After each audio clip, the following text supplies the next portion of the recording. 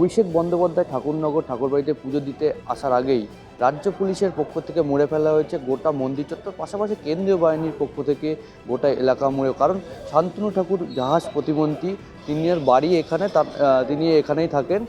সেখানেই দাঁড়িয়ে 4 কোম্পানি কেন্দ্রীয় বাহিনী, সিআইএসএফ ও বিএসএফ মোতায়েন করা হয়েছে এই বাড়িতে।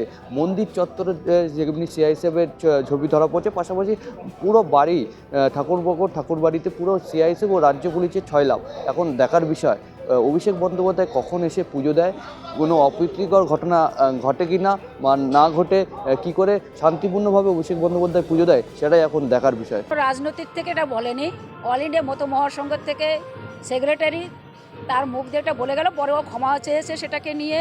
এবং এই এত বছর ধরে 2014 থেকে যে অমানসিক অত্যাচার করছে, এবং ওকে একবার শান্তনু ঠাকুর নিজেও বুকে বন্দুক ধরেছিল যখন ওর বাবা 2011-তে মিনিস্টার ছিল। তো এই যে অত্যাচার, কপিল কৃষ্ণ ঠাকুরই আমাদের প্রতি যে অত্যাচার, যে একটা প্রোগ্রাম করতে গেলে বড়মার প্রোগ্রামটা আমরা করতে পারলাম না এই বাড়িতে, তার জন্য ওর মুখ দিয়ে যে আগুনটা সেটা বেরিয়ে গেছিলো, সেটা ক্ষমা চেয়েছে। এবং কোনো রাজনৈতিক দলের থেকে সেটা বলা হয়নি। আজকে এটাকে একটু আগেই বলেছিল পুলিশ প্রশাসন আসলে তারা আজকে ঢুকতে দেবে না, তাহলে আজকে সেন্ট্রাল ফোর্স এনে পুরো শান্তনু ঠাকুর বাড়ি, আজকে ঠাকুর বাড়ি পুরো ঘিরে ফেলে দিয়েছে। তাহলে এতে বোঝা যায় যে শান্তনু ঠাকুর একদিকে বলছে যে আসবে না, কিন্তু সেন্ট্রাল ফোর্স আসলে কোনো অসুবিধা নাই। উত্তর 24 পরগনা ঠাকুরনগর থেকে সুদীপ দেবের রিপোর্ট, খবর বাংলা।